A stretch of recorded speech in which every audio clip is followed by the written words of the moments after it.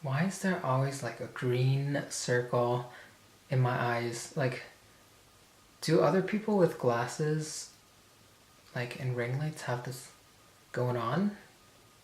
Hey y'all, I'm back, and I know my like setup keeps changing a little. I'm just like experimenting with different setups. I guess it's really not all that different. I just turned my room light off, so there's like less of a yellow cast. I don't know.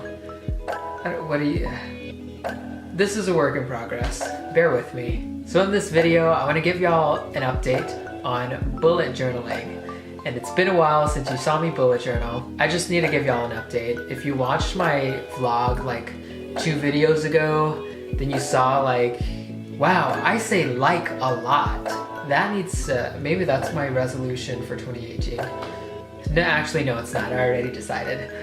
I only give myself one resolution that's kind of relatively simple but hard at the same time, and I've already picked it. So maybe in 2019 my resolution can be to say like less. Okay, back to the point of bullet journaling. I think I've gotten a lot better since the first like initial bullet journaling video. So I'm gonna give you guys a quick view of a couple of spreads that I'm particularly proud of, kind of, sort of. So before I show y'all my updated bullet journals, I just want to kind of share like this really cool experience that I had. And it is thanks to my boyfriend that I was able to get this experience, because he follows apartment therapy, and he came across a little, like a call or a survey for bullet journalers. So I answered their survey, and then I completely forgot about it until they emailed me asking to have me come to their studio, their space, and record a video about bullet journaling. It was so cool, so exciting, and such a pleasure to work with all of people at apartment therapy. Especially the producer, Rebecca, is so nice and so prompt with getting back to emails, and she was an incredible director. She was so kind and so easy to talk to whenever they were filming, and she's just so great. She's amazing. She's an actress, she's a director, she's a creative person, and she has a website, and she has an Instagram, and she has all kinds of cool stuff. And it's so cool to just like be in touch with someone that's so creative and so amazing and so empowering. So I went to their studio. They just really had a chat with me about bullet journaling, and the video is supposed to come out in 2018. I'm not exactly sure when, but when it does, I will of course share it. It's such a really cool like opportunity, and I just couldn't resist saying yes. Okay, on to the bullet journal. So I'm not gonna show every page or spread, because I just want to highlight some of my favorites and like the ones that show how I've improved. But if y'all do want to see a run through of everything, I could always record that video later on and just do like a quick flip through so you could really see every single page. So my very first spread, after kind of getting a little better, was in July. There's a huge blank space, and that's because I tried to press like an actual flower. So I took an iron and I literally just burnt the crap out of the flower, and I put tape on it, and then I taped it in here. And it was cool at first, but then it started molding. It got really gross, so I had to take that out. But moving on to August, things really turned around and really picked up because my nieces started journaling with me. At the time, they were doing a happiness planner, and so they would work on theirs while I would just bullet journal. They really inspired me to be a little more creative, and because I was getting with them to work on these journals, I was a little more consistent. But come toward the end of the month, they actually stopped doing the happiness planner and came around to bullet journaling with me. My next favorite spread would be October. It's a really cool spread. One of my nieces really inspired me with like the little flags that October is in. And also October was kind of a really emotional, heavy month for me because my dog passed away. He was such an integral and huge part of my life for over half of my life. He was 13 going on 14 years old, very old dog, and we knew it was coming, but it hurt so much that I had to dedicate just a space next to one of my favorite spreads just for him, and giving him a space in the journal is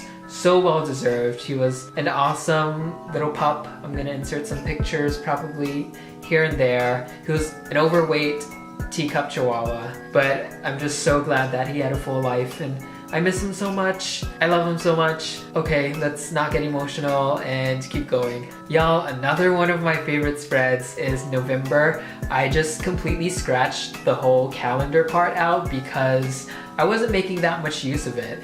I've been changing my bullet journal as I go through, so maybe I do need to do like a whole flip through bullet journal so you could see like my evolution of things that I've tried and removed. So in November, I just kind of went for a month art and a goals section with the big things that I'm looking forward to in the month. And most of my goals are school related, of course. I just have a test or a final every week or other week and have quizzes and team-based learning sessions and group meetings and all kinds of deadlines and things that I need to meet. And so I just keep it on the monthly page so that I could flip there and be like, what are the important things that are coming up? I know I said I would skip the fluff, but this is something that I'm kind of really into. It's just a drawing of the sushi that I just Google. I'm telling y'all, I'm not an artist. I'm not anything good at being like creative or just drawing in general. I'm just not good at it.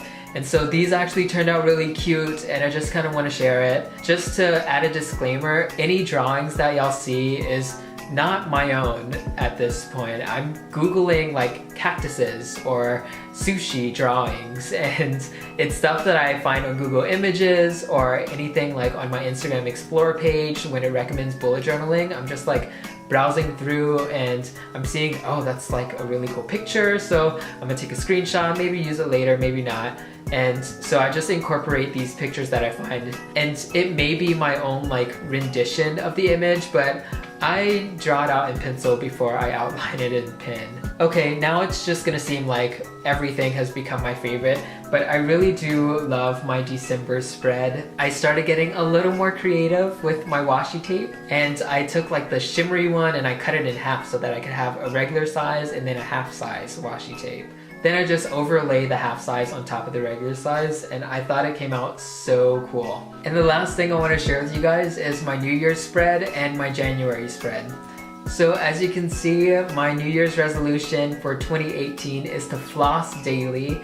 The story behind that is that I finally got a dental cleaning for the first time in 6 years. And the dental hygienist was asking if I floss, and I told her sometimes. And she asked if I floss behind my permanent retainer, which I have on my bottom teeth. I also have a permanent retainer in between my front 2 teeth. And I was honest and I told her no, I don't floss between my permanent retainer because it's such a freaking hassle that I'm just over it. I don't want to do it. Long story short, she kind of played me because I was like, I'm sorry I didn't floss, you know, behind my permanent retainer. And she was just like, don't be sorry, just be better. I don't know how to respond to that, so I was like,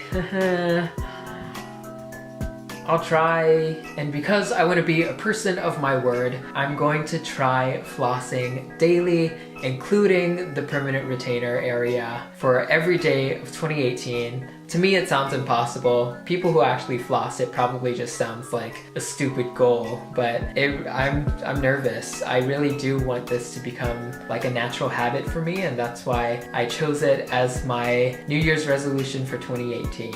If y'all are curious what my resolution for 2017 was, it was to stop pressing the snooze button. I just pressed snooze about 20 times this morning.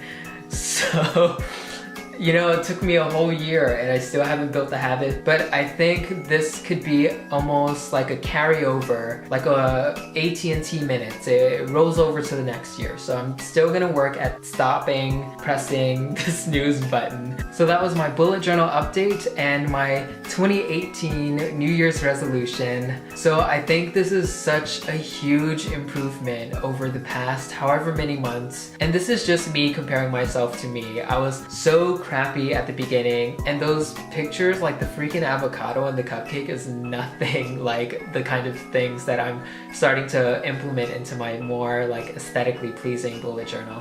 What do y'all think? Big improvement? Bad resolution? Let me know. Thanks for watching, thanks for keeping up, and look forward to the next one. I'll see y'all later. Bye y'all.